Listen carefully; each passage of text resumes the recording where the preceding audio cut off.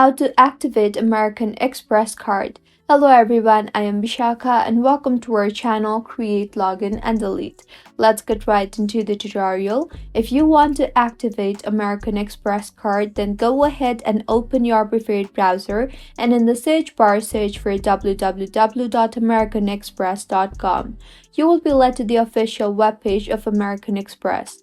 On the top right, you will see the login button. Tap on that. In the interface that you will be led to, tap on the Confirm Card Received option. In order to set up a new card, you will need to enter a few details. Firstly, enter the 15-digit card number on your card and then enter the 4-digit card ID. The ID number will be available on the back of your card as well. Make sure to enter the details correctly. Once you have entered, tap on the Confirm button in order to activate your American Express card. You will need to verify your identity in the interface that you will be led to now.